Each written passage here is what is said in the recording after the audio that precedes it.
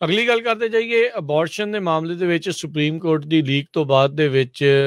ਕਾਫੀ ਮੁੱਦਾ ਜਿਹੜਾ ਉਹ ਗਰਮਾ ਗਿਆ ਆ। ਕੁਝ ਸਮਾਂ ਪਹਿਲਾਂ ਚੱਕ ਸ਼ੂਮਰ ਜਿਹੜੇ ਸੈਨੇਟ ਮੈਜੋਰਟੀ ਲੀਡਰ ਉਹਨਾਂ ਨੇ ਕਿਹਾ ਸੀ ਅਬੋਰਸ਼ਨ ਦੇ ਮੁੱਦੇ ਦੇ ਉੱਤੇ ਅਸੀਂ ਸੈਨੇਟ ਵਿੱਚ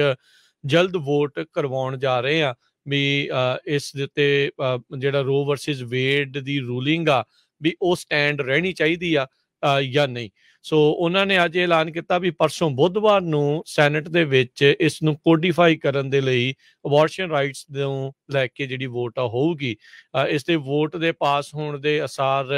ਨਾਮਾਤਰ ਹੀ ਆਪਾਂ ਜਿਹੜਾ ਉਹ ਕਹਿ ਸਕਦੇ ਹਾਂ। 100 ਸੀਟ ਦੇ ਜਿਹੜੇ ਇਸ ਚੈਂਬਰ ਦੇ ਵਿੱਚ ਇਹ ਵੋਟ ਇੱਕ ਹਿਸਾਬ ਦੇ ਨਾਲ ਸਿੰਬੋਲਿਕ ਹੋ ਸਕਦੀ ਆ ਇਹ ਦਿਖਾਉਣ ਦੇ ਲਈ ਵੀ ਕੌਣ ਇਸ ਦੇ ਹੱਕ 'ਚ ਆ ਤੇ ਕੌਣ ਇਸ ਦੇ ਅਗੇਂਸਟ ਆ, ਕਿਉਂਕਿ ਜਿਹੜੇ ਰਾਈਟ ਵਿੰਗ ਦੇ ਜਿੰਨੇ ਵੀ ਰਿਪਬਲਿਕਨਸ ਆ ਉਹ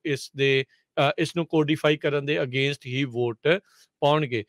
ਪਿਛਲੇ ਹਫਤੇ ਹੀ ਇਹ ਜਿਹੜਾ ਡਰਾਫਟ ਡਿਸੀਜਨ ਆ ਉਹ ਲੀਕ ਹੋਇਆ ਸੀ ਰੋ ਵਰਸਿਸ ਵੇਡ ਨੂੰ ਓਵਰਟਰਨ ਕਰਨ ਦੇ ਮਾਮਲੇ ਵਿੱਚ ਤੇ ਪੂਰਾ ਵੀਕ ਇਸ ਨੂੰ ਲੈ ਕੇ ਜਿਹੜੀ ਸਿਆਸਤ ਆ ਉਹ ਗਰਮਾਈ ਰਹੀ ਸੀ ਤੇ ਲੱਗਦਾ ਹੈ ਹਰਜੋਤ ਸਿੰਘ ਜੀ ਇਲੈਕਸ਼ਨ ਤੱਕ ਇਹ ਜਿਹੜਾ ਮੁੱਦਾ ਹੈ ਪੂਰੀ ਤਰ੍ਹਾਂ ਗਰਮਾਇਆ ਰਹਿਣਾ, ਕਿਉਂਕਿ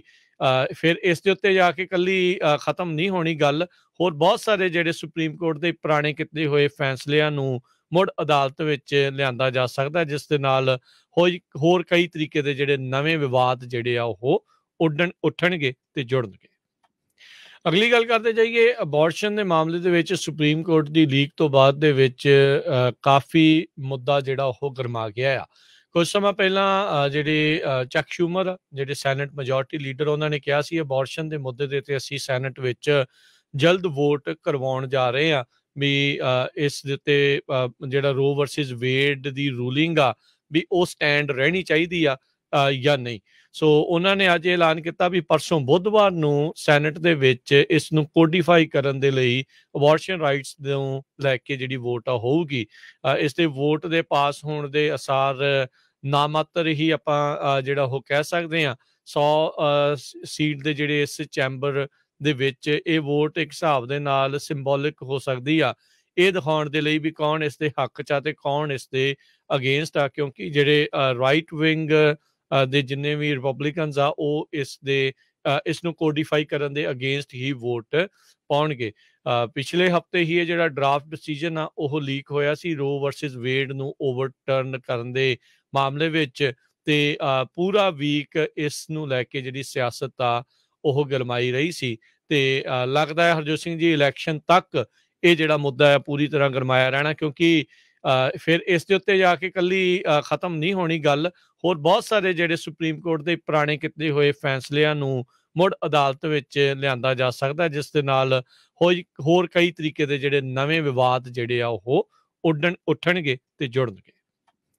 ਅਗਲੀ ਗੱਲ ਕਰਦੇ ਜਾਈਏ ਅਬੋਰਸ਼ਨ ਦੇ ਮਾਮਲੇ ਦੇ ਵਿੱਚ ਸੁਪਰੀਮ ਕੋਰਟ ਦੀ ਲੀਕ ਤੋਂ ਬਾਅਦ ਦੇ ਵਿੱਚ ਕਾਫੀ ਮੁੱਦਾ ਜਿਹੜਾ ਉਹ ਗਰਮਾ ਗਿਆ ਆ। ਕੁਝ ਸਮਾਂ ਪਹਿਲਾਂ ਚੱਕ ਸ਼ੂਮਰ ਜਿਹੜੇ ਸੈਨੇਟ ਮੈਜੋਰਟੀ ਲੀਡਰ ਉਹਨਾਂ ਨੇ ਕਿਹਾ ਸੀ ਅਬੋਰਸ਼ਨ ਦੇ ਮੁੱਦੇ ਦੇ ਉੱਤੇ ਅਸੀਂ ਸੈਨੇਟ ਵਿੱਚ ਜਲਦ ਵੋਟ ਕਰਵਾਉਣ ਜਾ ਰਹੇ ਹਾਂ ਵੀ ਇਸ ਦੇ ਉੱਤੇ ਜਿਹੜਾ ਰੋ ਵਰਸਿਸ ਵੇਡ ਦੀ ਰੂਲਿੰਗ ਆ ਵੀ ਉਹ ਸਟੈਂਡ ਰਹਿਣੀ ਚਾਹੀਦੀ ਆ ਜਾਂ ਨਹੀਂ। ਸੋ ਉਹਨਾਂ ਨੇ ਅੱਜ ਐਲਾਨ ਕੀਤਾ ਵੀ ਪਰਸੋਂ ਬੁੱਧਵਾਰ ਨੂੰ ਸੈਨੇਟ ਦੇ ਵਿੱਚ ਇਸ ਨੂੰ ਕੋਡੀਫਾਈ ਕਰਨ ਦੇ ਲਈ ਅਬੋਰਸ਼ਨ ਰਾਈਟਸ ਨੂੰ ਲੈ ਕੇ ਜਿਹੜੀ ਵੋਟ ਆ ਹੋਊਗੀ। ਇਸ ਦੇ ਵੋਟ ਦੇ ਪਾਸ ਹੋਣ ਦੇ ਅਸਾਰ ਨਾਮਾਤਰ ਹੀ ਆਪਾਂ ਜਿਹੜਾ ਉਹ ਕਹਿ ਸਕਦੇ ਹਾਂ। 100 ਸੀਟ ਦੇ ਜਿਹੜੇ ਇਸ ਚੈਂਬਰ ਦੇ ਵਿੱਚ ਇਹ ਵੋਟ ਇੱਕ ਹਿਸਾਬ ਦੇ ਨਾਲ ਸਿੰਬੋਲਿਕ ਹੋ ਸਕਦੀ ਆ ਇਹ ਦਿਖਾਉਣ ਦੇ ਲਈ ਵੀ ਕੌਣ ਇਸ ਦੇ ਹੱਕ 'ਚ ਆ ਤੇ ਕੌਣ ਇਸ ਦੇ ਅਗੇਂਸਟ ਆ, ਕਿਉਂਕਿ ਜਿਹੜੇ ਰਾਈਟ ਵਿੰਗ ਦੇ ਜਿੰਨੇ ਵੀ ਰਿਪਬਲਿਕਨਸ ਆ ਉਹ ਇਸ ਨੂੰ ਕੋਡੀਫਾਈ ਕਰਨ ਦੇ ਅਗੇਂਸਟ ਹੀ ਵੋਟ ਪਾਉਣਗੇ। ਪਿਛਲੇ ਹਫਤੇ ਹੀ ਇਹ ਜਿਹੜਾ ਡਰਾਫਟ ਡਿਸੀਜਨ ਆ ਉਹ ਲੀਕ ਹੋਇਆ ਸੀ ਰੋ ਵਰਸਿਸ ਵੇਡ ਨੂੰ ਓਵਰਟਰਨ ਕਰਨ ਦੇ ਮਾਮਲੇ ਵਿੱਚ ਤੇ ਪੂਰਾ ਵੀਕ ਇਸ ਨੂੰ ਲੈ ਕੇ ਜਿਹੜੀ ਸਿਆਸਤ ਆ ਉਹ ਗਰਮਾਈ ਰਹੀ ਸੀ ਤੇ ਲੱਗਦਾ ਹੈ ਹਰਜੋਤ ਸਿੰਘ ਜੀ ਇਲੈਕਸ਼ਨ ਤੱਕ ਇਹ ਜਿਹੜਾ ਮੁੱਦਾ ਹੈ ਪੂਰੀ ਤਰ੍ਹਾਂ ਗਰਮਾਇਆ ਰਹਿਣਾ, ਕਿਉਂਕਿ ਫਿਰ ਇਸ ਦੇ ਉੱਤੇ ਜਾ ਕੇ ਇਕੱਲੀ ਖਤਮ ਨਹੀਂ ਹੋਣੀ ਗੱਲ। ਹੋਰ ਬਹੁਤ ਸਾਰੇ ਜਿਹੜੇ ਸੁਪਰੀਮ ਕੋਰਟ ਦੇ ਪੁਰਾਣੇ ਕੀਤੇ ਹੋਏ ਫੈਸਲਿਆਂ ਨੂੰ ਮੁੜ ਅਦਾਲਤ ਵਿੱਚ ਲਿਆਂਦਾ ਜਾ ਸਕਦਾ, ਜਿਸ ਦੇ ਨਾਲ ਹੋਰ ਕਈ ਤਰੀਕੇ ਦੇ ਜਿਹੜੇ ਨਵੇਂ ਵਿਵਾਦ ਜਿਹੜੇ ਆ ਉਹ ਉੱਠਣਗੇ ਤੇ ਜੁੜਨਗੇ।